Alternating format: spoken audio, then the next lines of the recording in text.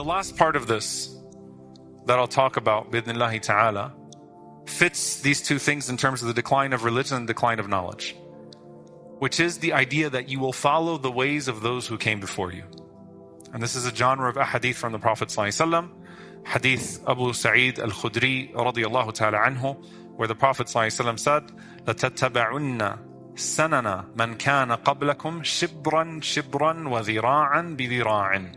You will follow the ways of those who came before you, span by span, inch by inch. So much so, the Prophet ﷺ said that if they went into a lizard's hole, you would follow them into that lizard's hole.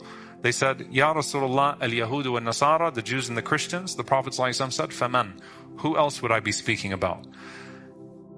Why am I bringing this hadith here in this particular study? First and foremost, let's talk about hujra dab, the lizard hole, and what this is actually speaking to, and why the scholars spoke about this in particular. Does a lizard's hole sound pleasant to you? Like if you were any type of animal, would you go into a lizard's hole? No, it's a very narrow, difficult, unpleasant, right, place in the desert. There's no desire, it's not rational or reasonable for you to try to get into a lizard's hole. Like imagine if you were a camel or a horse or whatever it is, you're not trying to get into a lizard's hole. Okay? Even if you were a smaller desert animal. So what's the wisdom of this? Number one, to show extreme imitation.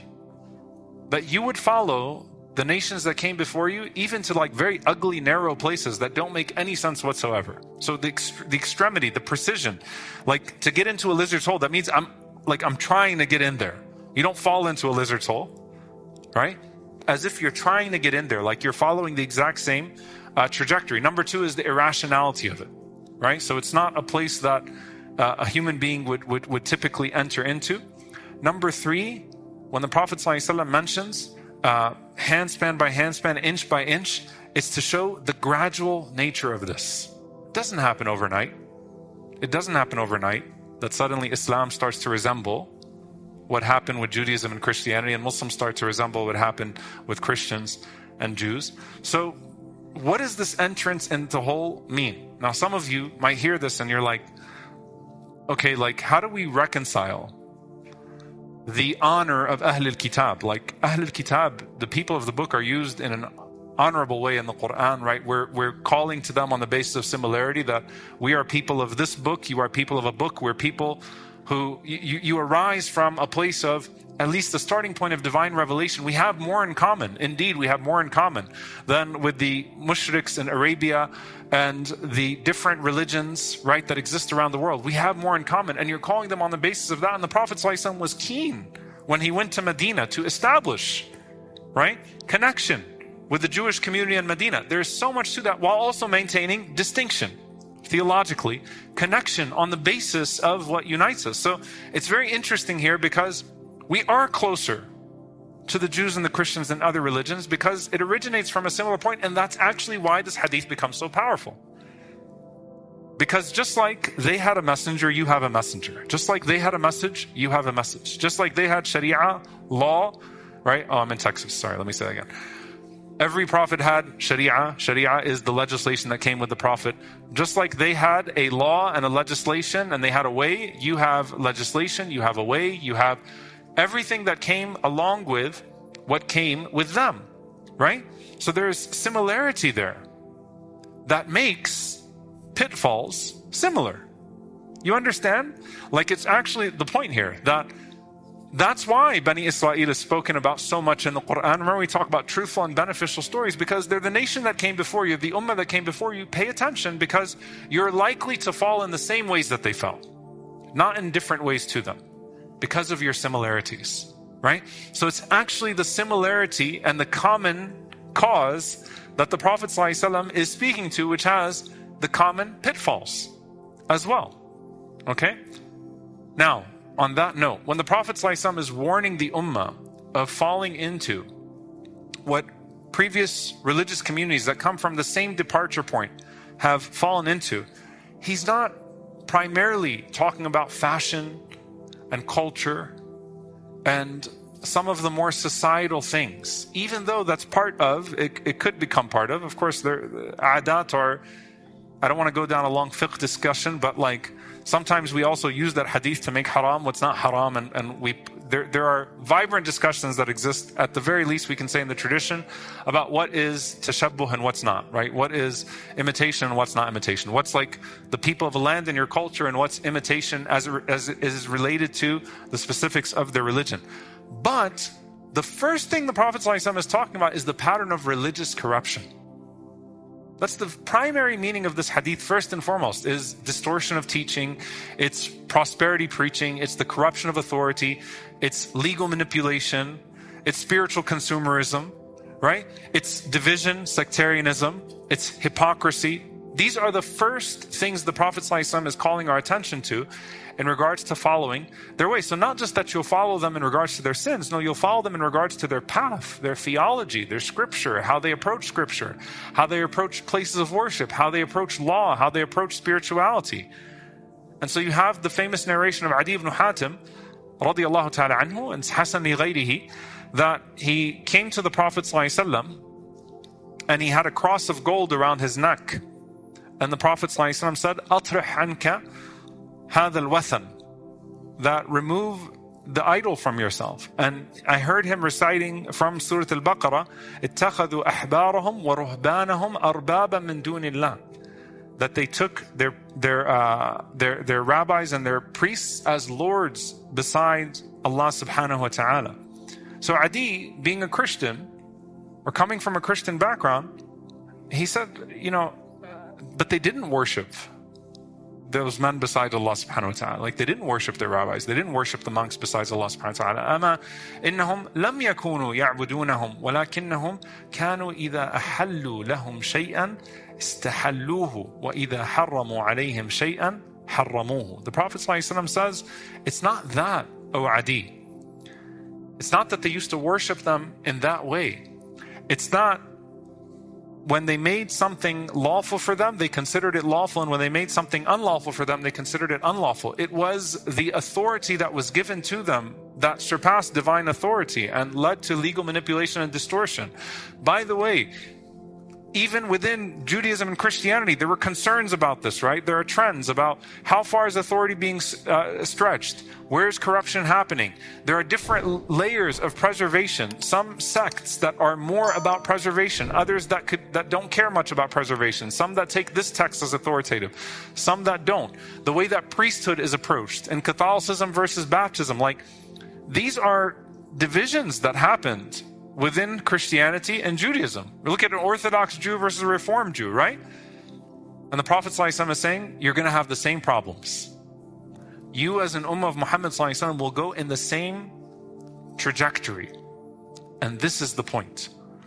The ummah loves the Qur'an too much for someone to outright say, hey, I've got a new Qur'an for you, and actually get away with it, at least at this juncture. That doesn't mean people are not going to try. But I think we're at a point in our ummah still where if someone said, I made up a new Qur'an, people would call them ridiculous and consider them to be crazy and not take them very seriously. The ummah loves the Qur'an too much. And it prides itself too much on tawheed to allow outright shirk, right? Or to actually say, we now believe in shirk, right? So elements have to be introduced in to scrape while the Qur'an is being upheld. Like, think about something being dug away. Tawheed is upheld, it's being dug away, right? Scriptural authority, it's being dug away. And that's what the Prophet ﷺ is talking about. And that's also one of the fawaid of the hadith, by the way, the benefits of the hadith. When you're crawling into a hole, right? Slowly digging away. And I want to look at this hadith and think about when Allah Azza wa Jalla says, وَلَا تَتَّبِعُوا خُطُوَاتِ الشَّيْطَانِ. Don't follow the footsteps of the devil. Who's leading that path? Shaytan is leading that path. Come on in. Walk with me. Take my hand. Take this step. Take that step. Take this step. As a community, because remember I talked about this, right? Not the previous segment, but the one before that.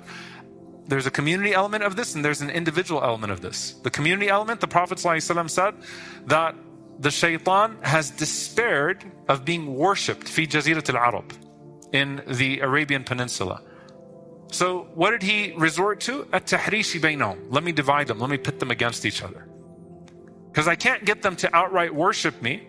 So let me create sects and division amongst them. And then I can start to plant some ideas here or there. If I disintegrate the community, then I can cause dissension. And I can poison the ideas here and poison the ideas there. And then again, it becomes just like the Jews and the Christians split into sects, the Muslims split into sects, and things start to happen, right? And ideas start to become poison. So that's on the grand scale, the community scale. On the individual scale, as Ibn al-Qayyim rahimahullah go through in Madarij al-Salikin, the steps of Shaytan. First he comes to you with kufr, outright kufr and shirk, disbelief in Allah subhanahu wa ta'ala. If he succeeds there, alhamdulillah, he's happy. If he gets you to actually disbelieve in Allah or disbelieve in any one of Arkan al-Iman, the pillars of Iman, I got this, I'm happy. In lam yastati', if he's unable to get you with kufr, he comes to you with al-bid'ah, with innovation. Let me sell you something that you'll think is good for your religion, but it's actually not. It's an innovation in the religion. If he can't get you there, then he gets you with major sins, al-kaba'ir. Let me try to get you to drink alcohol, commit zina, do something else. If he can't get you there, then he accumulates minor sins for you. He gets you to accumulate minor sins. Come on, step by step, step by step, step by step. If he can't get you there, then he floods you with what? Al-mubah, permissible things. Well, what's wrong with permissible things? What's wrong with this? This is halal. Nothing's wrong with these movies. Nothing's wrong with these songs. Nothing's wrong with this. Nothing's wrong with that. But your priorities get so messed up to where you're flooded with the permissible and you're leaving off your purpose. And if he can't get you with that, so you're still like about your deen, then he'll make you prioritize lesser good deeds over bigger good deeds, more important things. He'll mess up your priorities in the deen itself. And then if he can't get you with that, subhanAllah, Ibn al-Qayyim rahimahullah said, if he can't get you with any of the six, then he will incite human beings against you, to slander you and to hurt you and to try to bring you off of your deen. But he is relentless. He never gives up. Right? What does it start off with? What Allah Azza wa Jalla tells us. He says it in the Qur'an. Adhan al-an'am, taghiru khalqillah, cutting off the ear of a cow, changing the creation of Allah subhanahu wa ta'ala, some charms here, some stuff over here, some stuff over there. Like, he gets you off of your deen with that. Then I've got you. You're in the lizard's hole. Now let me pull you in deeper and deeper and deeper and deeper. So again, if the Shaytan can't remove the Qur'an from your shelf, he's going to remove it from your heart. He removes the authority of it from your heart. And if he can't get you to abandon revelation, he'll twist it for you. And he'll get you to abandon the purpose of revelation. I know I'm over time. Let me inshallah ta'ala wrap up here. There's another connection that I want to make here between what the Prophet ﷺ said of crawling into the lizard's hole and how the Prophet ﷺ described an-nifaq, hypocrisy, or what hypocrisy actually even means. The word nifaq comes from the tunnel of al-yarbu', which is a desert rat. If you want to know how ugly one of those things are, then you look them up. Just like you wouldn't follow a lizard's hole if you saw that thing walk into your house. Okay? But it's a desert rodent. And the jerboa, the yarbu', basically it enters into a hole and it creates an illusion of solid ground behind it. So it's really empty on the inside, but it looks like it's covered on the outside. And why is this so important? The contradiction between the outwardly and the inwardly and going into the hole. Perhaps it's a fa'idah here, right? At the end of the day, Allah Azza wa Jal warned us that the destruction of the nation before was through a nifaq, was through hypocrisy. And everything that resembles nifaq, everything that resembles hypocrisy, makes you more susceptible to these things that the Prophet ﷺ is mentioning in specific. I'll give you 10 patterns, and I'll only name them because of time. 10 patterns that I wanted to summarize. This is from that class I taught in Massachusetts, subhanAllah, almost 20 years ago. And I took 10 patterns of how the religious communities before us lost the deen and what the signs of the Day of Judgment are. Number one, text without an intention to submit. You have the text, قُولُوا حِطَّةٌ, right? And they say حَبَّةٌ. You have no intention to obey the command. So you have the text, but you don't want to obey the command when it goes against your desires. Number two, you have authority without accountability. So religious figures that aren't accountable anymore. Either because they have the way to redefine halal and haram and the community has lost its basic literacy to be able to control that, or there isn't enough accountability amongst themselves, or there isn't enough taqwa in the authorities themselves to be able to govern that. Number three, sometimes you have law without spirit, right? So you do have some of the ahadith where the Prophet ﷺ talks about extremism in the ummah, where people get caught up on the text and they lose the purpose of it, right? And then on the other hand, you have spirit without law. So religion becomes about feelings, not fiqh. Spirituality, not obligation, right? Number five. So that was number four. Number five, prosperity religion. Religion that promises you everything in this world. And if you're good in this world, then that means God loves you. It's a dangerous decline of religion. It takes over every religion, east and west. Number six, the arrogance of chosen people. Sometimes we get that too. I'm a Muslim, so I can do this, and I can do this, and I can do that, and I can do this, and at the end of the day, لَن تَمَسَّنَا النَّارُ إِلَّا أَيَّامًا مَعْدُودًا. Good luck with that. Right? I'll go to hell only for a few days. Alhamdulillah, I'm a Muslim. The Shaykh said that if I have 10% of deen, that I get to go. That's not the way this works. Number seven, sectarianism, division. Right? The Prophet ﷺ specifically named that as something that happened to the community, because once believers fall into sects, then they can become cultish, personalities take over, religion is corrupted, motives change, priorities change. Number eight, hypocrisy with religious language. So public Islam, private disease. Number nine, aversion to the messenger. If you look at all these religious communities, what it ended up with, at some point they got sick of their prophets. If you're finding yourself sick of your Prophet sallallahu alaihi wasallam, with an aversion to the messenger of Allah sallallahu alaihi wasallam, hating who he is, hating what he said, then that's number nine. Number 10, which is the final and the worst, which is redefining Allah himself. Either by changing who God is or changing the nature of God, right? So either associating partners or saying that his hand is stingy, or that he repents, or that he loses his temper and things of that sort. So you either redefine the God in divinity, or you redefine him in nature. Inshallah ta'ala, the next few episodes will be about the genres, or how the Prophet ﷺ grouped a hadith of the misuse of deen in three ways: deception, division, and dunya, worldly pursuit. And then you'll find categories of ahadith there. And we ask Allah Azza wa Jal to protect us, and we ask Allah subhanahu wa ta'ala to keep us firm on the religion as it is. Allahumma ameen. Subhanakallahumma wa bihamdik, ashhadu an la ilaha illa anta, astaghfiruka wa atubu ilayk. Wa sallallahu wa sallam ala nabiyyina Muhammad wa ala alihi wa sahbihi ajma'in. Wassalamu alaikum wa rahmatullahi wa barakatuh.